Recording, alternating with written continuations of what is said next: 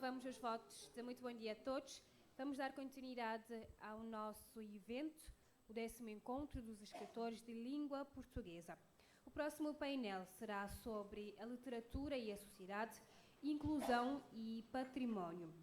Para isso, temos o prazer de receber na mesa o Dr. Lupito Feijó, que convido a ocupar o seu lugar reservado na mesa, e o Dr. João Lopes Filho, que fará a moderação da conversa.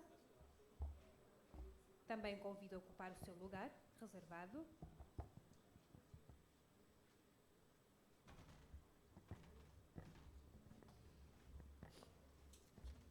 Bom dia. No primeiro painel nós tínhamos a presença da doutora Fátima Fernandes, mas ela infelizmente não pôde estar aqui conosco por razões familiares. Por isso pediu para pedir as desculpas por não estar aqui conosco. Mas antes de iniciar o nosso segundo painel, vamos assistir um vídeo do José Eduardo Agualusa, que deixou aqui a sua mensagem para esse encontro de escritores de língua portuguesa. O senhor moderador tem a palavra para conduzir o painel.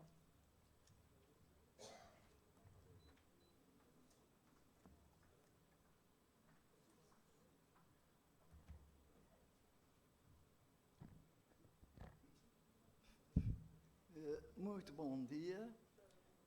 Começar por cumprimentar a assistência e informar que este painel seria conduzido por Daniel Medina. Mas hoje, ao Conselho Superior da Universidade, em que não podia faltar. Pediu-me que moderasse a mesa, aceitei, mas peço desculpas que não terei a qualidade que fosse conduzida pelo nosso amigo Daniel Medina. O nosso painel seria composto por 3 elementos, mas seria a Elisângela Rocha, que, pelos motivos que não sabemos, não está presente.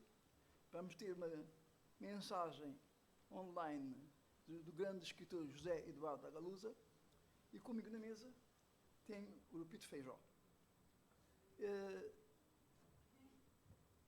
O tema é de veras interessante e é um tema que merecia, na verdade, ter mais elementos que trouxessem os seus depoimentos para enriquecer o nosso trabalho.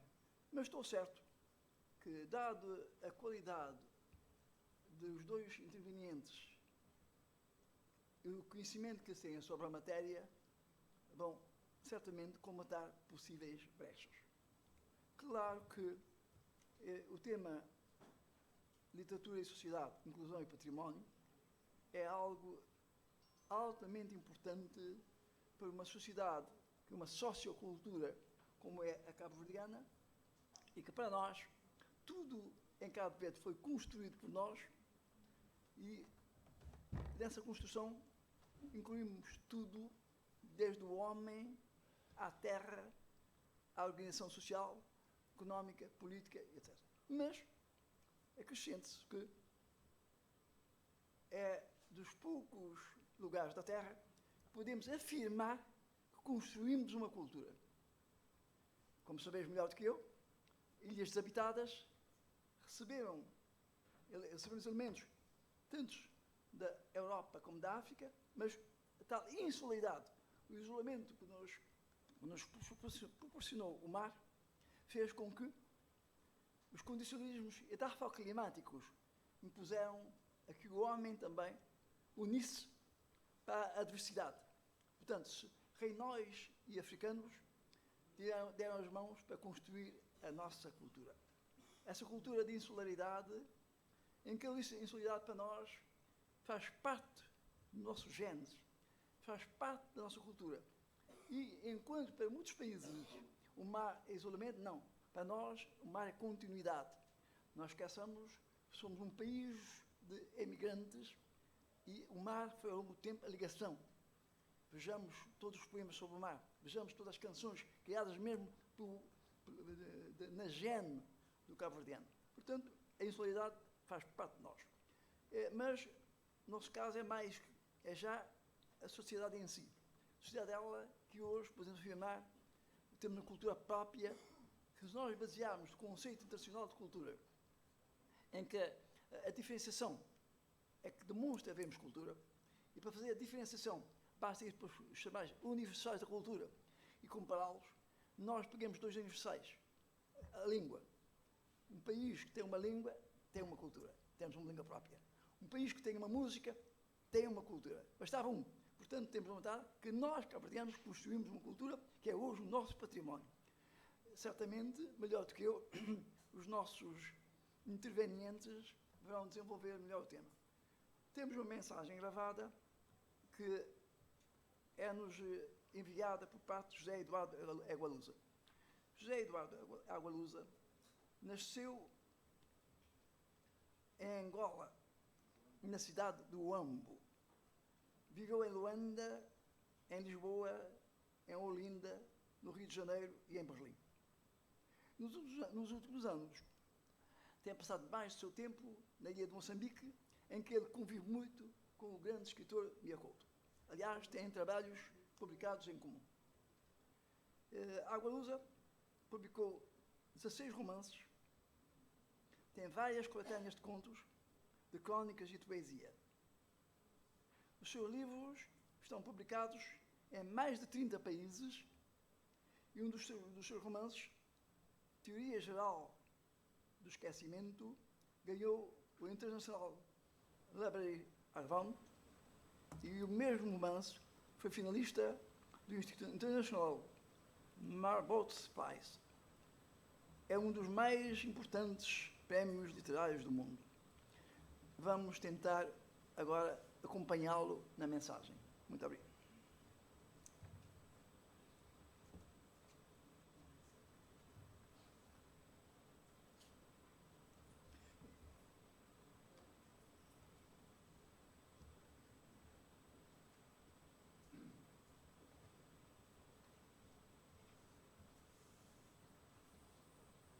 Atenção. Olá, boa tarde.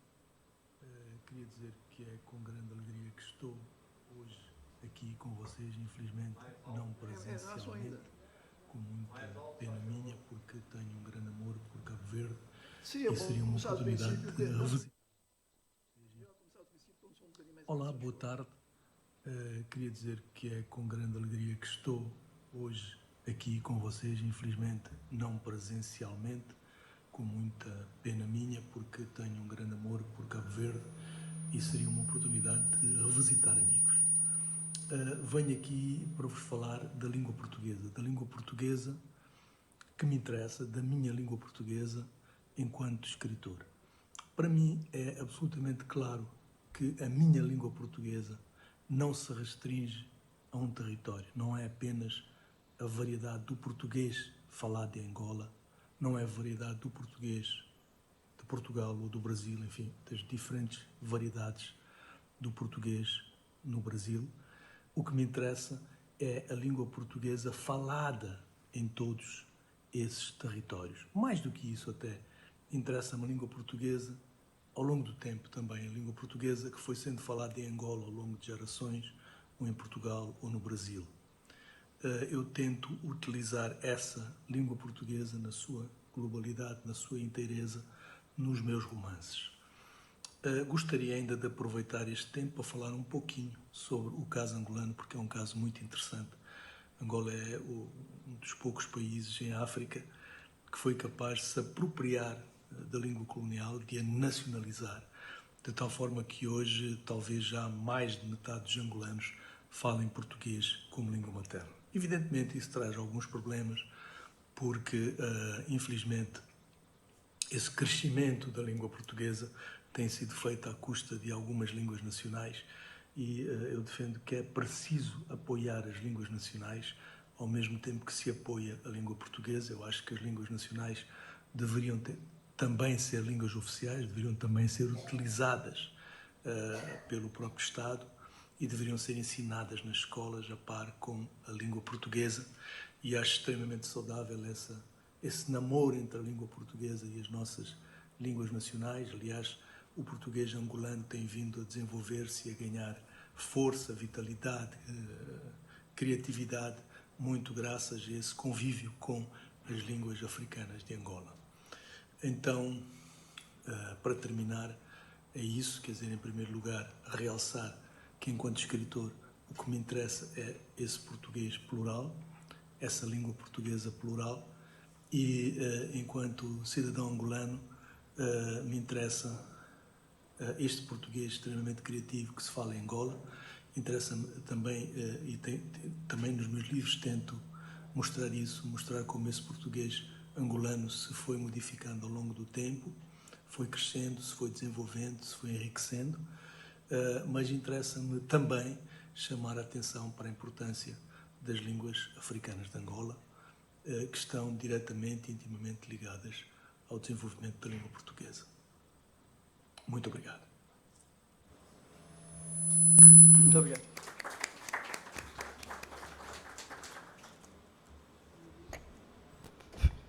Bem, depois de ouvirmos a mensagem do Agualusa, lançou pistas interessantes sobre a utilização das línguas nacionais, e nós temos uma língua nacional também, de modo que será certamente tema para voltarmos na altura do debate.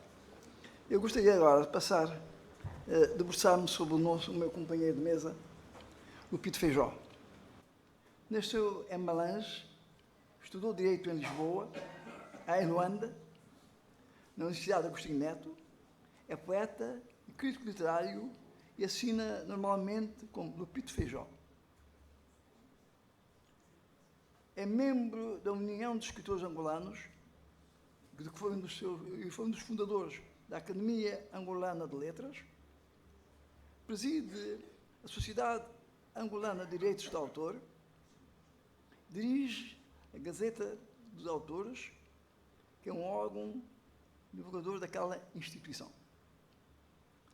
É académico fundador da Academia de Letras e Ciência do Estado Brasileiro do Rio Grande do Sul, onde ocupa a cadeira número 1. É membro correspondente da Academia Brasileira de Poesia, Casa Raul de Lucny. É igualmente membro internacional da Poetry dos Estados Unidos da América e da Maison Internationale de la Poésie, sediada em Bruxelas. Ele é autor de muitos livros, já recebeu prémios literários em vários países, nomeadamente Brasil, América do Norte, Moçambique, Cabo Verde, etc. Portanto, um nome que dispensa comentários. Assim, vamos ter o prazer de ouvir a mensagem que nos traz a este encontro. Tem a palavra. Uma vez mais, muito bom dia. Muito obrigado por me ter dado a palavra e muito obrigado por terem vindo, por estando aqui. Vocês vão prestigiar a minha fala.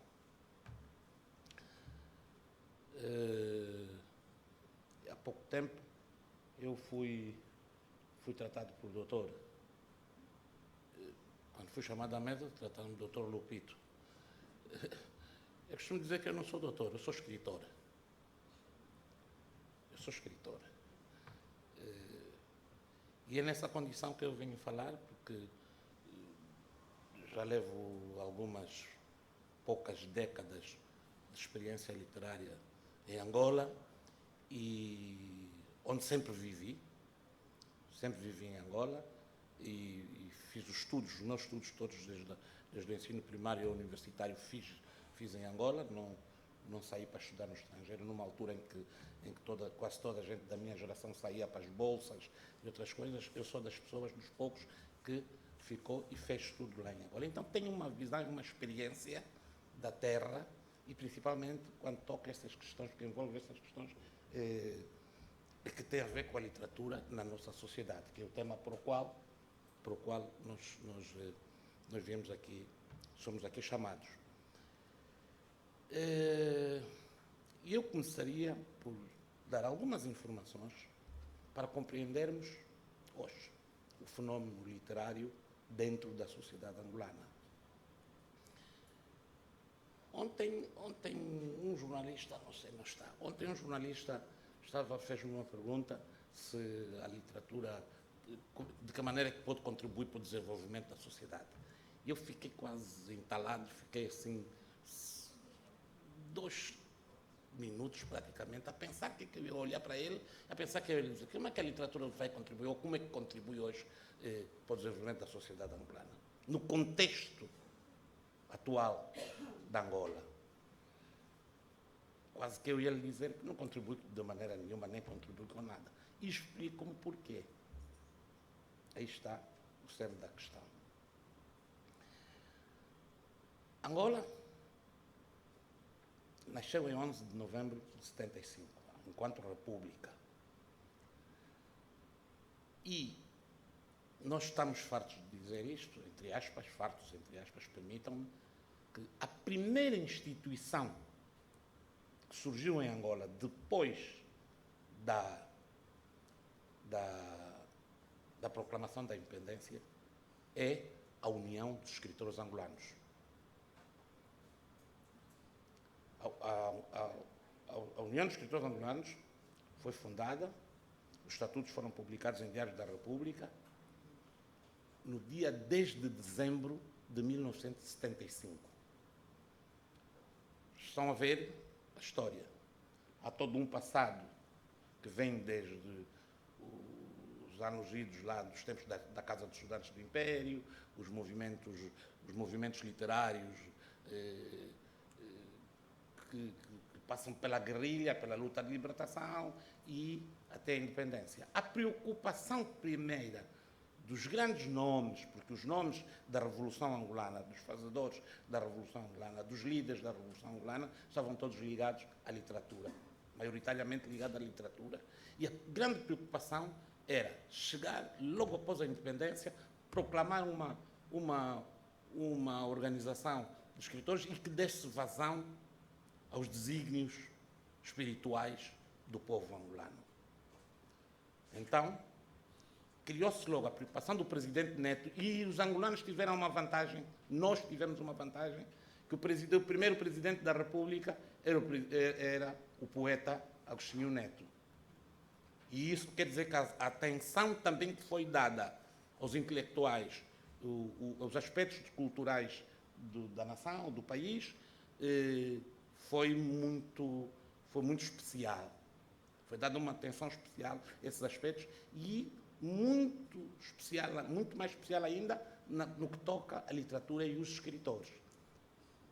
Porque estiveram todos eles envolvidos, uns nas prisões, outros no exílio, e conquistada a independência, proclamou-se, primeiro, antes que tudo, a União dos Escritores Angolanos.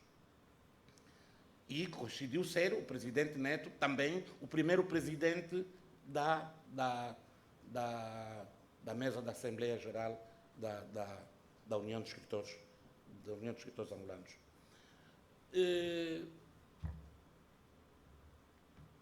Isto é um facto muito importante para toda a história da literatura angolana.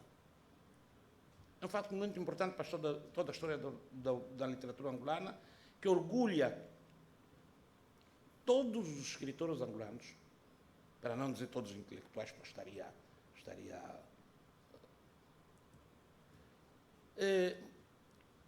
porque, a partir dali, prestigiou-se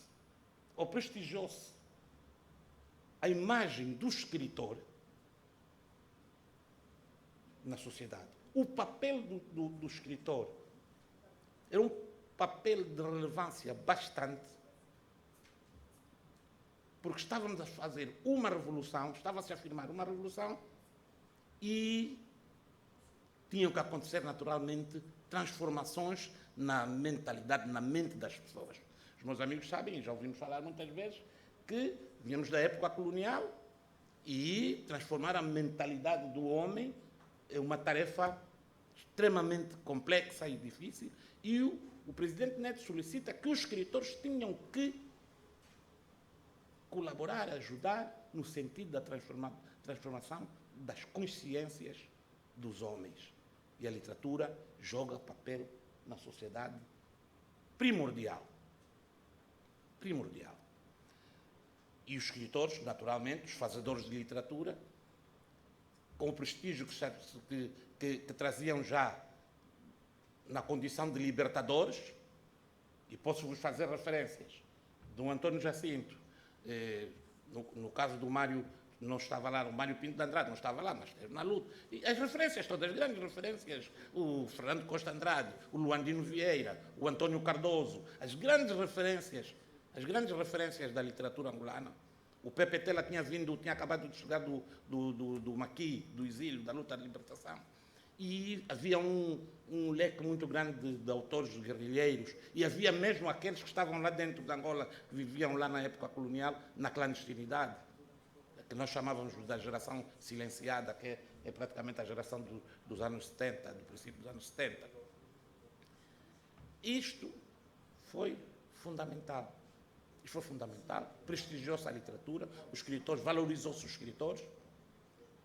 Havia um rigor em função do projeto e do programa político de então. Não se esqueçam que estávamos a viver um momento de conquista de revolução e sistema de partido único. Então era mais ou menos quase tudo direcionado.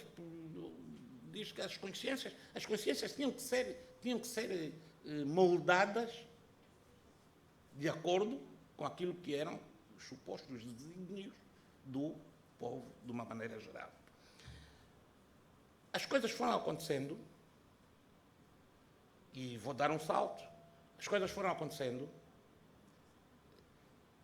um bom editorial muito grande, porque o Estado pôs dinheiro, publicaram-se livros, milhares de livros. Deixa-vos dar uma informação, que as edições eram astronómicas. O meu primeiro livro, em 1985, foram 5.000 exemplares. O meu segundo livro, em 87, foram 10.000 exemplares.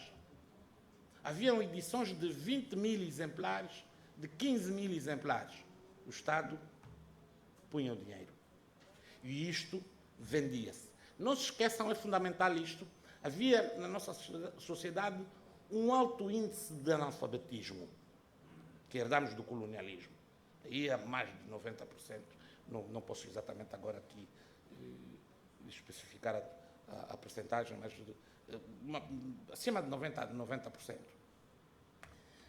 Encetou-se uma campanha muito ampla, muito grande, intensa, de alfabetização. Essa campanha de alfabetização correu o país todo.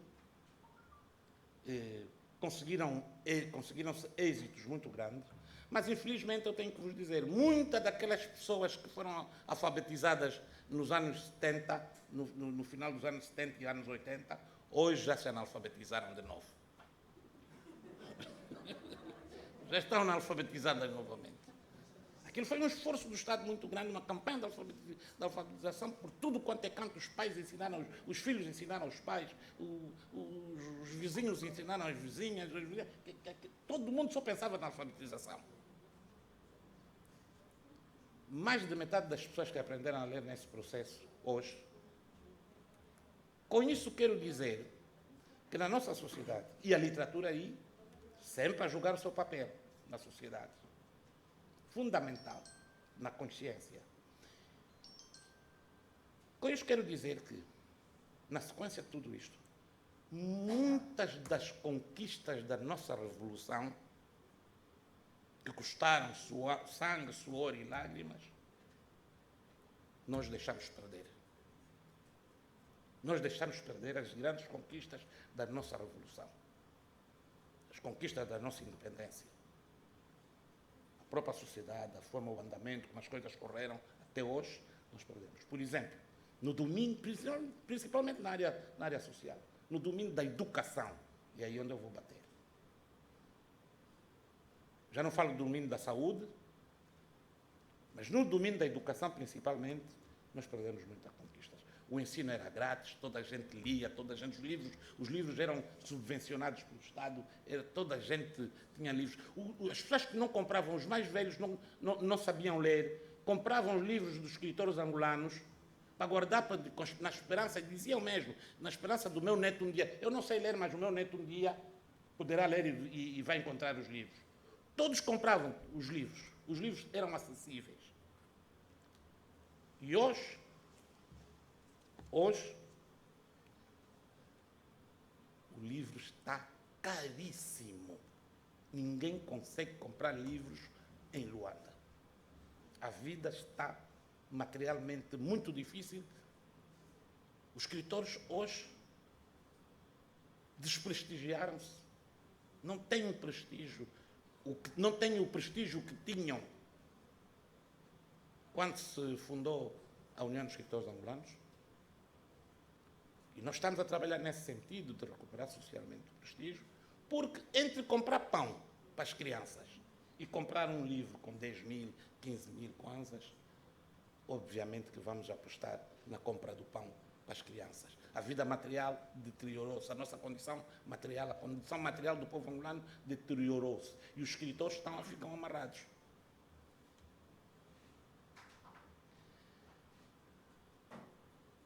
Os livros para crianças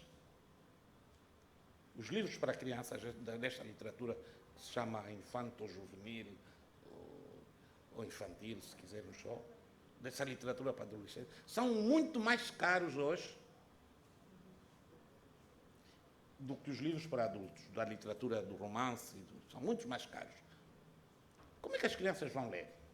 Como é que os escritores vão ter uma positiva influência na sociedade hoje, se as crianças não leem, têm dificuldades, os pais estão com cada vez mais dificuldades para comprar livros e dar a ler. Eu comecei a ler tarde, mas depois devorei tudo o que tinha que devorar. Eu próprio, às vezes, posso dizer que sou uma conquista da Revolução. Eu não sei se o colonialismo prosseguisse, eu seria escritor. Aliás, às vezes costumo dizer que nem sei se sou um eterno aprendiz de escritor. Mas estas crianças que hoje não leem serão os homens da manhã. E a nossa sociedade está assim. Porque os pais querem que os filhos leiam, mas não têm condição material para comprar a literatura infantil. E como se diz, é de pequenino que se torce o pepino. Nós temos que começar a ler logo. Eu conhecia a professora Gabriela Antunes lá em Luanda, que dizia que a criança tem que começar a ler quando está no ventre da mãe. E é assim que se forma aquilo que muitas vezes, antigamente nós falávamos no homem novo. Hoje já ninguém fala do tal homem novo. Mas é isto. É com leitura. É fundamental. Com leitura. Há uma coisa que eu devo dizer e que a imprensa joga papel fundamental nisto. A escola joga papel fundamental nisto. O sistema de educação na nossa terra, hoje há cerca de 14, 15, 16, 18, 20 e tal instituições universitárias. No meu tempo só havia uma, a Universidade Agostinho Neto. Agora, todas as províncias, há mais universidades do que cogumelos. Essas universidades, maioritariamente, elas não têm nível acadêmico, científico, não têm uma base, um suporte. Mas elas estão aí. Dizem que formam gente. Formam gente coxa, entre aspas. Formam cientistas coxos. Porque não leem. não têm hábitos de leitura. Um estudante universitário pode fazer um curso de Direito, acaba um curso de Direito e nunca leu nenhum romance.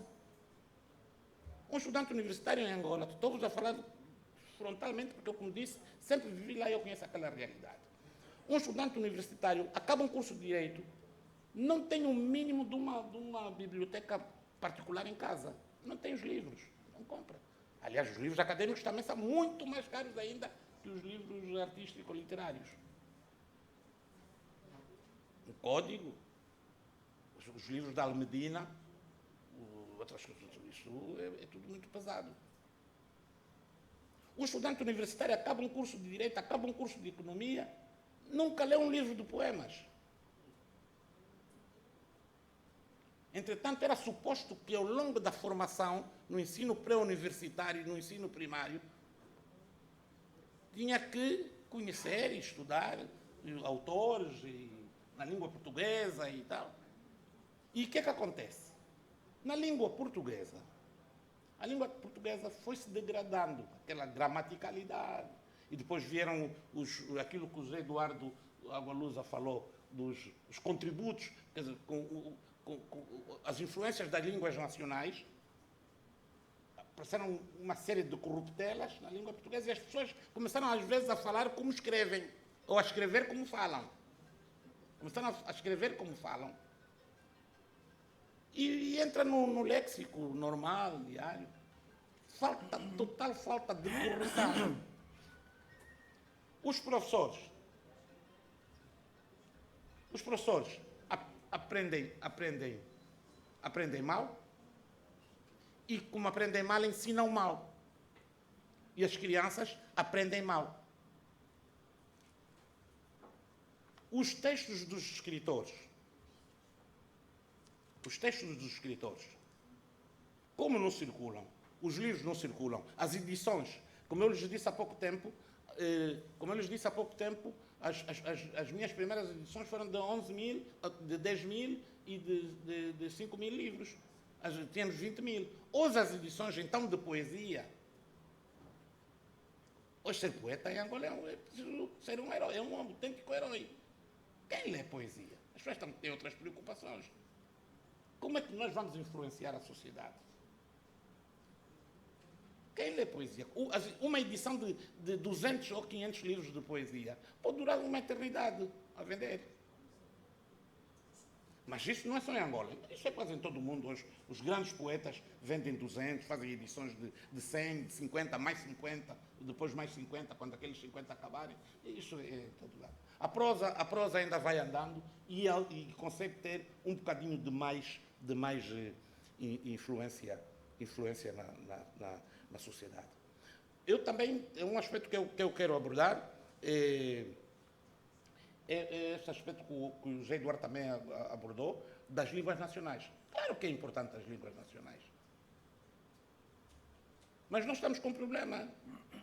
Nós ainda estamos a patinar com a língua portuguesa, que, como disse bem, é língua materna de hoje, da maioria dos jovens. Os jovens não conhecem línguas nacionais.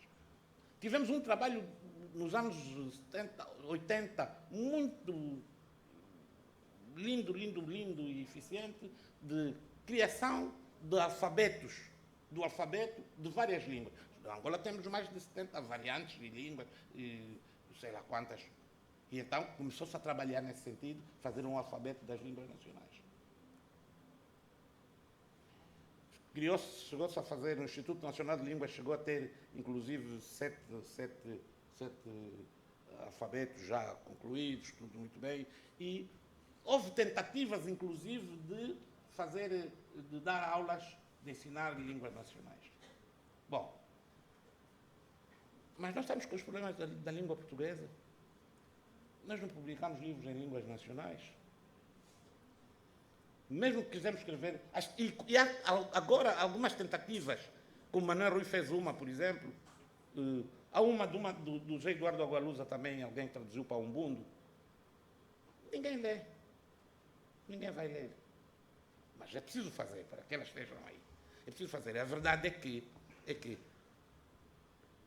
me preocupa muito quando nós estamos a escrever e ensinar nas línguas nacionais, é sempre com a estrutura da língua portuguesa. É sempre com a estrutura da língua portuguesa. Com a gramática da língua, a estrutura da gramática da língua portuguesa. Então, assim, nós estamos a trabalhar em línguas nacionais. E aí fica muito mais difícil, mesmo que traduzidos, fica muito mais difícil os escritores interferirem, terem uma interferência acutilante e positiva, em razão do desenvolvimento necessário, naturalmente, da sociedade angolana. Vou terminar dizendo: a União dos Escritores Angolanos nasceu como uma instituição primeira da República Popular de Angola. A sociedade desenvolveu-se, transformou-se. Entramos numa fase de economia de mercado. Entramos na fase de... E a própria União dos Escritores Angolanos, enquanto instituição, não se adaptou aos novos tempos. Penso que ela precisa de ser repensada para sabermos como é que vamos contribuir, como é que vamos participar nesta nova fase do processo socioeconómico, do desenvolvimento socioeconómico da Angola. E também não podia deixar de ser, para depois não ser sacrificado, dizer que as mulheres têm papel importante, as mulheres escritoras têm um papel importante, fundamental, porque as mulheres são mães, para além de escritoras, são mães. E há aquela questão da sensibilidade materna, que elas influenciam os filhos, ajudam os filhos a ler. Eu próprio publiquei um livro, as pessoas começaram a rir-se de mim, porque eu publiquei um livro lancei um livro em Portugal na semana passada, para crianças. Lancei um livro para literatura de adolescentes e coisas. E eu dizia que aquele livro é um livro para ser lido por gente dos 8 aos 88 e de todas as famílias. Todos têm que ler juntos. Os pais, os netos, os bisnetos, sentam-se e têm que ler aquilo. Os trisnetos têm que ler todos.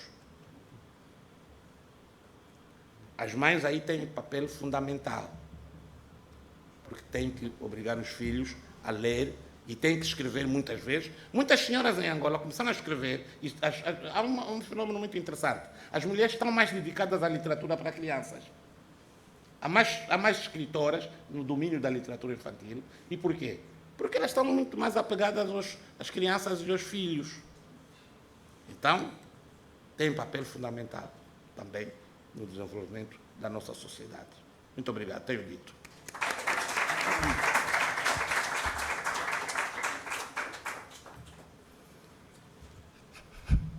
Muito obrigado, Papito Feijó, pelas informações que nos disponibilizou.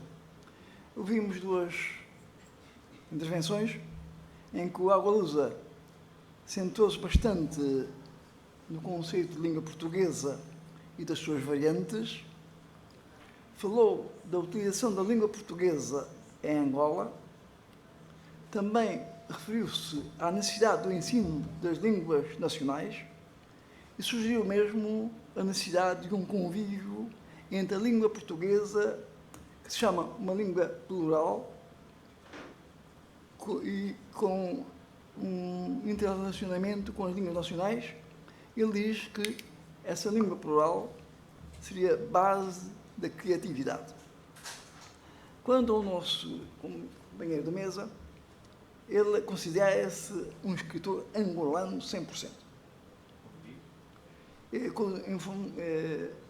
Disponibilizou-nos várias informações sobre a escrita e os escritores angolanos e salientou ter sido a União dos Escritores Angolanos a primeira instituição criada logo em 1975. E diz também que foi grande a influência desta instituição pela quantidade e número de livros que publicou, que talvez tenham contribuído para debelar a grande percentagem de analfabetismo que reinava no país. Em todo caso, ele considera que houve alterações e, na segunda fase da sua comunicação, fala-nos de Angola atual, comparando mesmo o caso da escrita, que diminuiu o interesse e também diminuiu o número de exemplares vendidos. Suponho que temos muito material para debate e que, como tal, estão abertas as inscrições.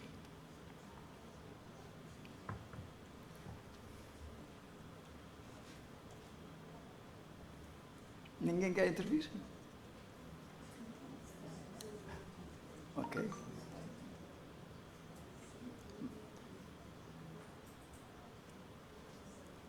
Tem que ter o nome, por favor. Preciso dos nomes porque eu não conheço. Faz favor? O nome, não. Nelly. Ngozi Nelly. Nelly. Mas havia outra pessoa aí também que botou o braço. Faz favor? Bom dia, o meu nome é Sheila Khan. Sheila. Bem, já temos 3, vamos começar. Então, para começar, vamos dar a palavra ao Manuel Veiga, se faz favor. Muito obrigado. Eu vou intervir para colocar uma questão. E a questão decorre de uma afirmação que o orador fez. Disse que logo depois da fundação da República, em 1975... É melhor se calhar levantar-se... A voz, e a voz também, e a voz. Portanto, disse que logo depois da fundação da República, em 1975, houve um boom de publicações, a tal ponto que publicou 10 mil exemplares, que é muito efetivamente. Para nós que somos ilhas, 10 mil exemplares até nos faz pensar. Agora, e disse que, portanto, que toda essa gente que comprou todo esse livro, e depois que aprendeu também, que se alfabetizou, que hoje ficou analfabeta, né? Que hoje ficou analfabeta na língua portuguesa.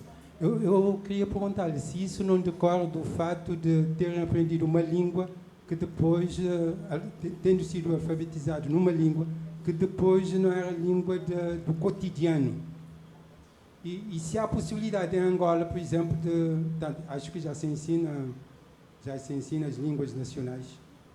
E como nós sabemos a dificuldade que há, nós mesmos aqui em Cabo Verde também vimos a dificuldade que há na aprendizagem. Temos variantes, cada ilha tem uma expressão. Em Angola, como é que se processa o ensino? Dessas variantes todas, ou será que há uma língua nacional franca? Portanto, o termo de língua nacional franca é aquela língua, portanto, que a nação fala, compreende, pode não ser a sua língua materna, mas fala, compreende e pode expressar-se nessa língua. Se há essa língua franca em Angola, e como se processa também o ensino das línguas, se há um projeto, há um programa, há um investimento, porque para ensinar o português tem que haver orçamento. Se há um orçamento para o ensino das línguas, porque aqui em Cabo Verde não há. Se há um orçamento para a aprendizagem das línguas nacionais em Angola, porque senão essa analfabetização vai se reproduzindo e não sei onde é que vai chegar. Muito obrigado. Então, para ver uma sequência, gostaria que respondesse essa questão. Sim, é muito simples, doutor. Não se ensina línguas nacionais oficialmente na escola, aos níveis, no primário, no secundário, muito menos na universidade, então. Não se ensina línguas nacionais. E mesmo a língua portuguesa só se ensina também já até determinados níveis. Mesmo a língua portuguesa só se ensina até determinados níveis. Depois vem a fase de formação científica e aí é que são elas. Porque as pessoas não têm a formação básica suficiente para sustentar a formação. Eu costumo explicar. O exemplo é o seguinte. Eu quando estudei, quase todos nós aqui, Em razão das idades, todos nós, quando estudámos, matemática e língua portuguesa, ou matemática e português, eram disciplinas nucleares. Era fundamental, não se podia reprovar ali, porque aquilo... E por que a língua portuguesa era? Porque as pessoas dizem, não, eu gosto de português, não gosto de matemática. Mas quem gosta de português tem que gostar de matemática. Tem que saber português, tem que saber matemática. Eu não posso gostar só de matemática sem gostar de português. Porque se eu gostar de matemática e não gostar de português, vai acontecer o seguinte.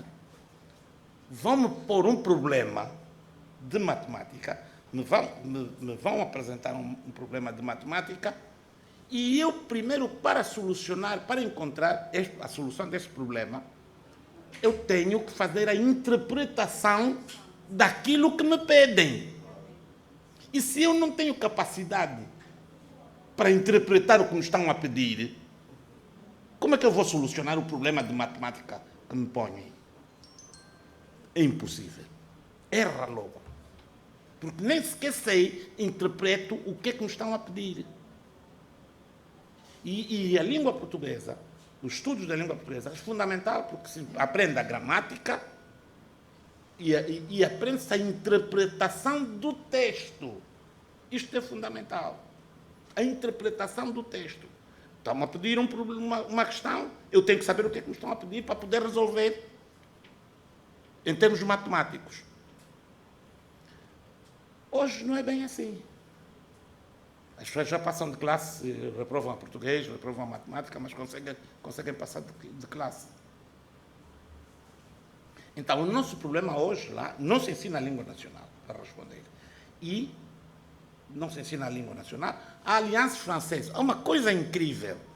Há lá uma escola que é dos franceses, que é a Aliança Francesa, e a Aliança Francesa tem lá umas turmas, uns cursos, são cursos assim ligeiros, para quem quiser, para os carolas, os curiosos, cursos de quimbundo, de umbundo, cursos de quimbundo e de umbundo.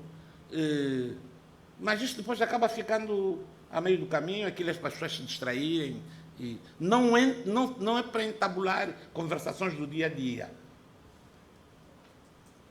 E acontece justamente o seguinte, no sul de Angola, principalmente, onde nós temos os umbundos, que são maioritariamente, o grupo étnico maioritário em Angola, no sul de Angola, as crianças, e também no norte, nos quicongos, as crianças entram na escola, estão com o professor em português, todo ele mal falado e tal, e com as interferências da língua doméstica, entre aspas. E o que é que acontece? Quando estão ali em português, a aula é em português, basta tocar o sino para o recreio, começam a falar a língua doméstica, local. E fazem o recreio todo a falar em umbundo ou em kikongo, e basta tocar para entrarem, quando entram, novamente em português. Saem dali da sala, vão para casa, estão o dia todo no bairro a falar, os jovens, as crianças, estão a falar em umbundo. Depois só voltam a ir para a escola no dia seguinte. O nosso problema está ainda na língua portuguesa.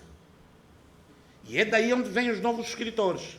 É dessa comunidade que vêm os novos escritores. Podem ter boas referências rurais, podem ter boas referências de telúricas, podem ter boas influências locais, mas vão ter a debilidade de transcrever isso para o papel. E nós notamos muitas vezes hoje novos autores, jovens autores que aparecem, e a gente lê os textos e sente que não há consistência do ponto de vista da redação do texto. Por isso é que eu dizia que também a imprensa tem papel fundamental ali, tem que alimentar também isto.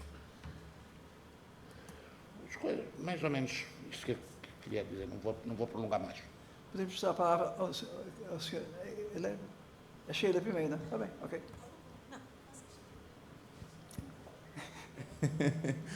Bom dia a todos os presentes. Meu nome é Ngozi Nelly, eu sou um jovem escritor de Cabo Verde. É um prazer imenso acolher evento desta tamanha envergadura na nossa cidade capital, a da cidade da Praia. Queria parabenizar todos os organizadores. E eu tenho feito um trabalho de investigação sobre a nossa língua materna. Eu fui digamos assim, um dos organizadores de uma petição para a oficialização da nossa língua cabo-verdiana, porque nós, como jovens e escritores, sentimos que somos escritores bilíngues.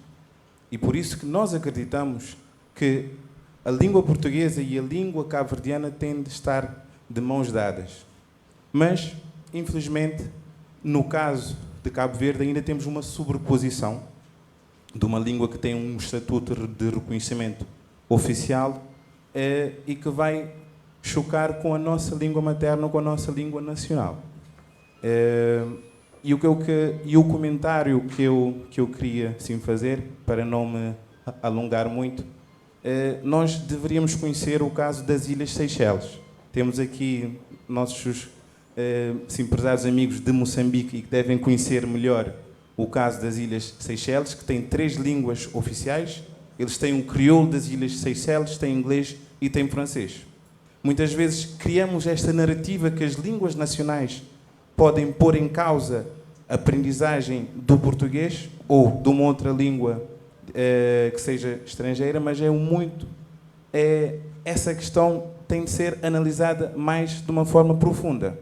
Por exemplo, as Ilhas Seychelles, eles fizeram este trabalho de investimento árduo na língua nacional e o resultado prático as Ilhas Seychelles é o país da África que tem o melhor sistema de ensino. As Ilhas Seychelles é o país da África que tem a melhor taxa de literacia. Mais do que nós opinarmos, temos que ver factos concretos. As línguas nacionais têm de estar em par de igualdade com as outras línguas oficiais. Muito obrigado. Meu amigo,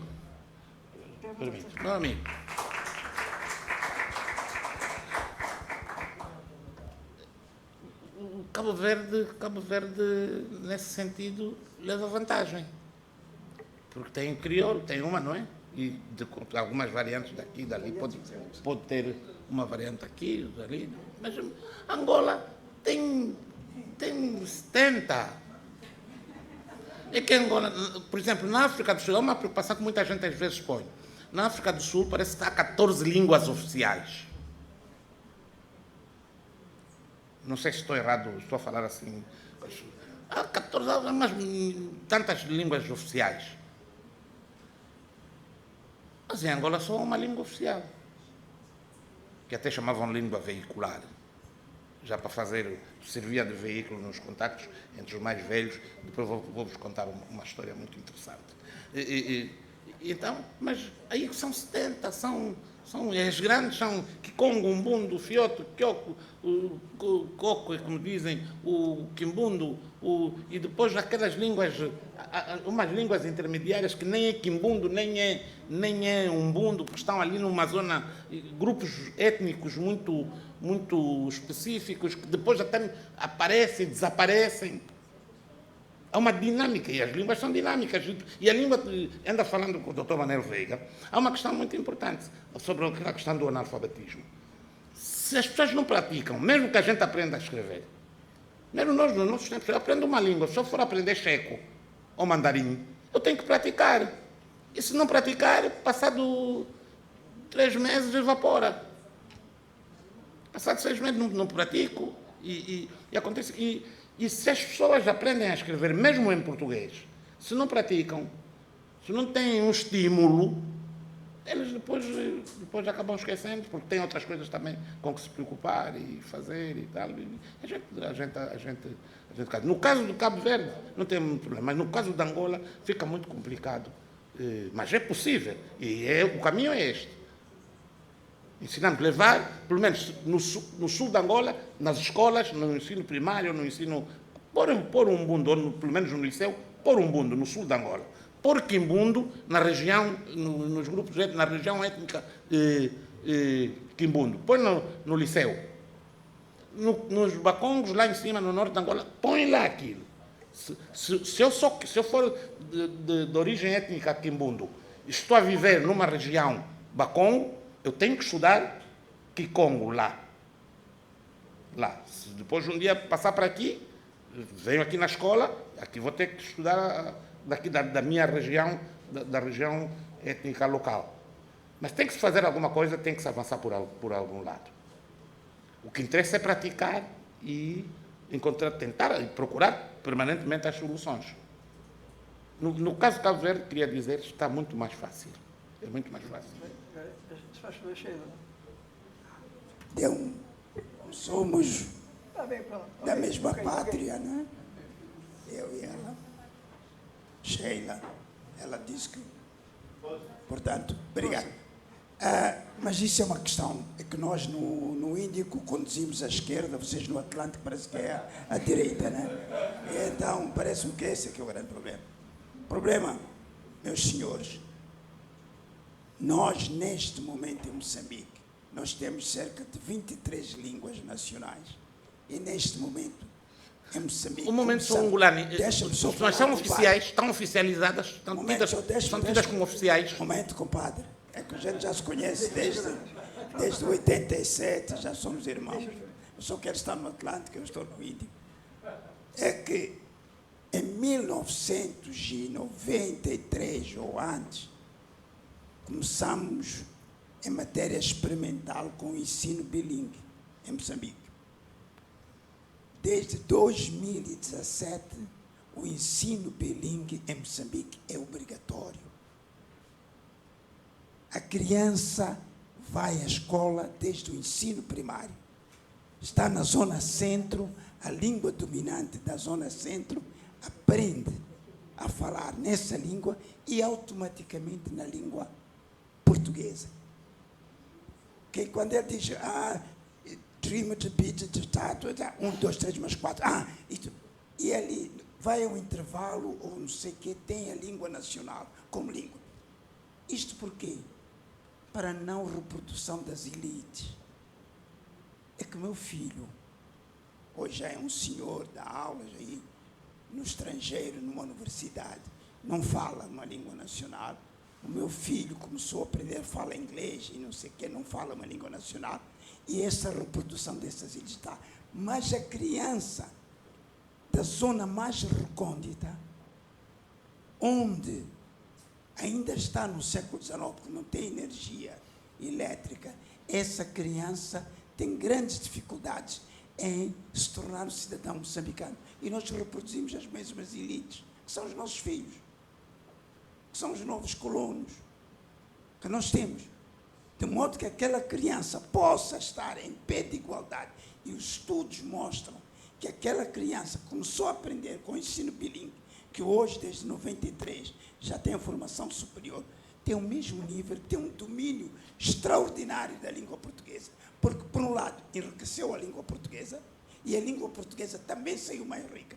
Mas parece-me que aqui no Atlântico, vocês têm pezinhos de lá, quando falam das línguas, têm medo, e não há que ter medo. É que o nosso futuro, não sei, talvez porque nós estejamos com fronteira com países de língua inglesa, anglo-saxónicos, onde as línguas nacionais são obrigatórias, e é bonito, tu vais ao Zimbábue, veja um branco zimbabuiano a falar Shona profundo, porque aprendeu na escola, não é? Aprendeu na escola, lê, escreve. Nós, infelizmente, temos as Bíblias, a Bíblia como traduzida para as línguas nacionais, são um pouco mais, dizemos, já são analfabetos, mas há muitos que lêem e escrevem. Eu, infelizmente, não é? Falo, mas não leio, quer dizer, uma página levam aí uns 10 minutos então, para encontrar, mas o ensino bilíngue é o futuro. E hoje está provado. Agora, vocês aqui no Atlântico, não sei, vão saber. É a condição.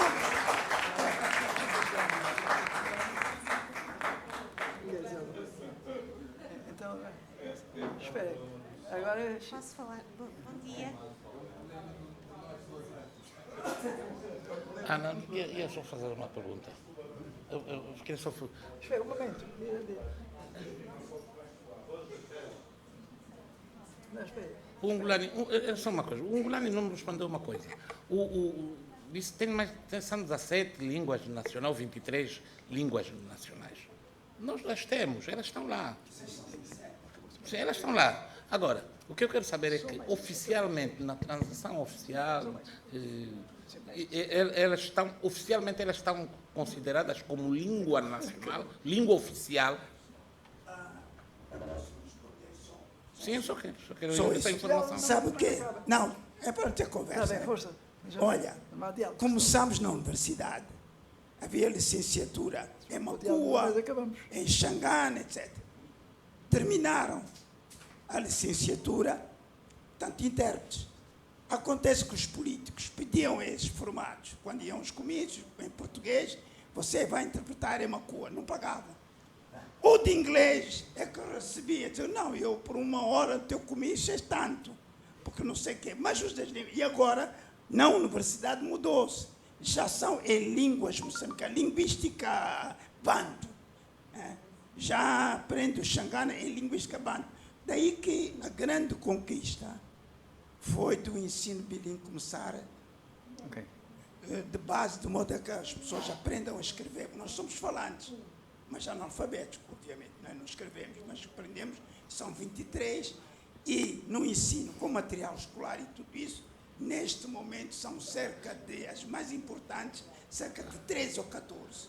Não, Ungulani, não me respondeste. Eu quero saber O se diálogo não dá. oficialmente Não há diálogo, senão esta também acabamos língua, isto. estas línguas servem para constitucional. Está na Constituição. Pois. Muito obrigado. Sheila, faz favor. Para tratar documentos, escrever, fazer requerimentos oficiais, pode fazer nessas línguas?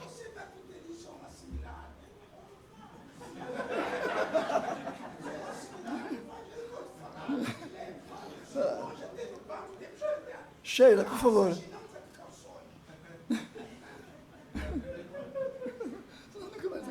Obrigada, eu estou encantada com este bate-papo entre amigos, Ok. companheiros. Eu queria primeiro agradecer... não? Ok, agora já estão a ouvir. Eu queria primeiro agradecer este debate, acima de tudo esta temática. Muito bem. Literatura, sociedade, inclusão e património, que é algo que as nossas sociedades, sejam elas do continente africano, europeu, falham redondamente. Porquê? Nós não fomos consciencializados, não aprendemos, nem fomos educados que a literatura faz parte da sociedade, que a literatura nos ajuda a pensar muitos dos silêncios, muitas das falhas, muitas das vitórias ou outras questões que foram tão importantes. A literatura para mim e para muitos da minha geração foi uma espécie de um acordar e um despertar para aquilo que as nossas histórias oficiais não nos ensinaram.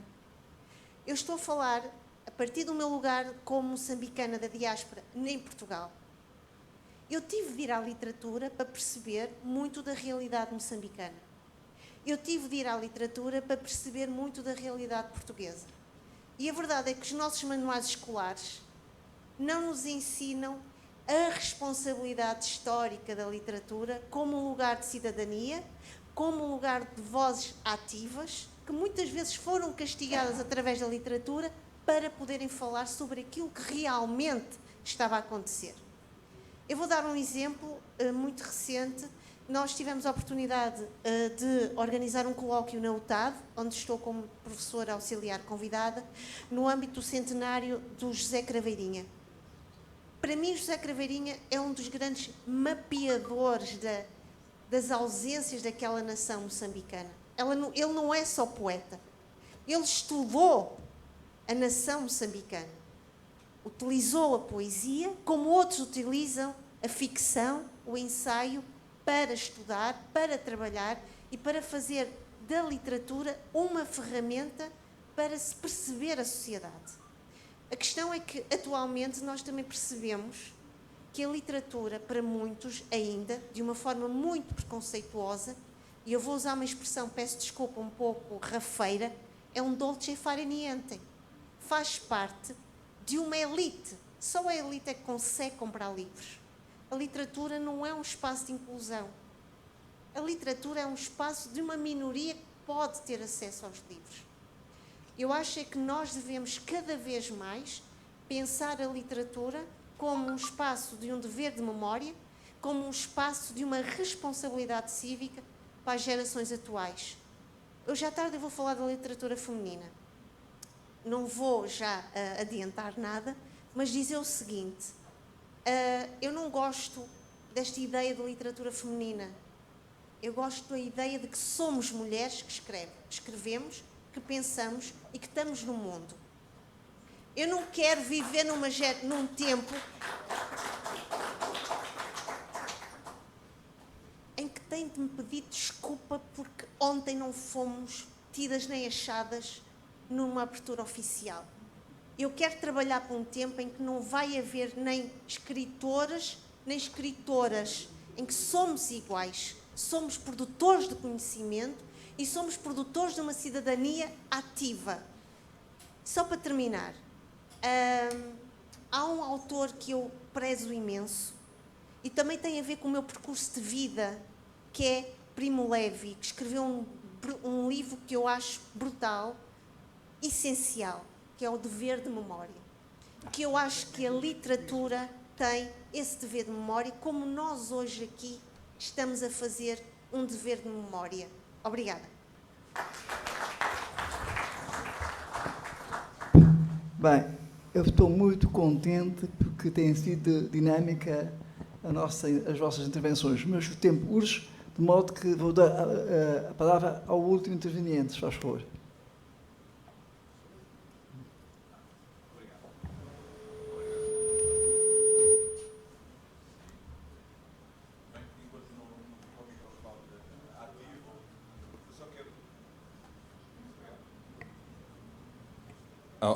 Ok, já está a funcionar.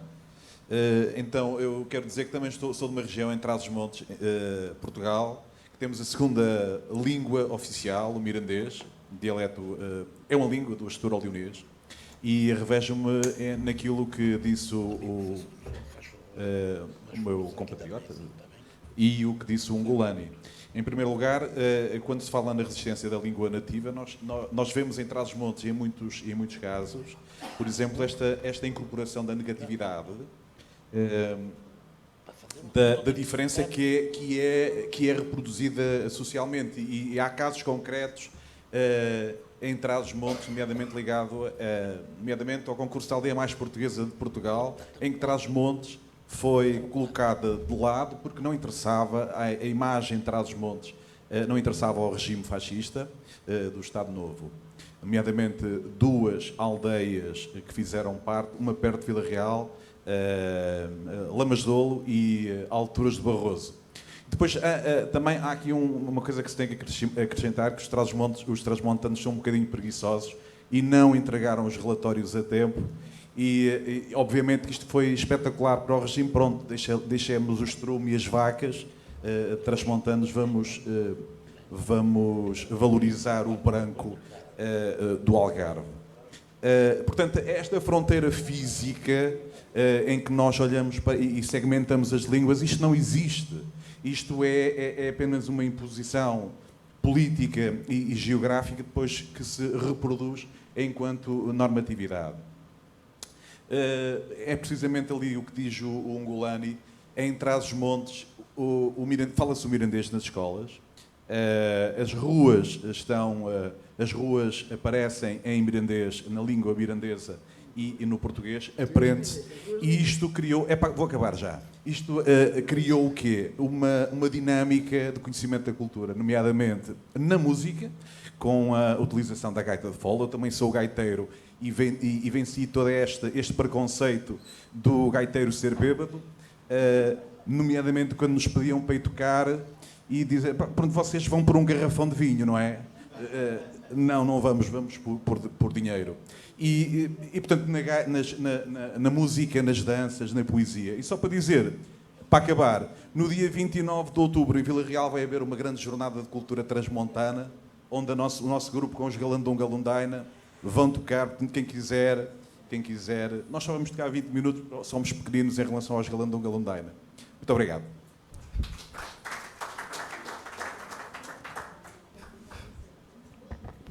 Bem, muito obrigado a todos. Eu acho que foi uma excelente colaboração da assistência e por isso damos por terminada esta sessão. Muito obrigado.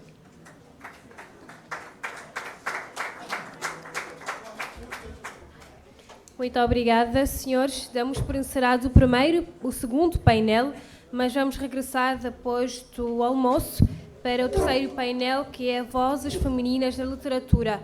Portanto, tem 1 hora para regressarem aqui.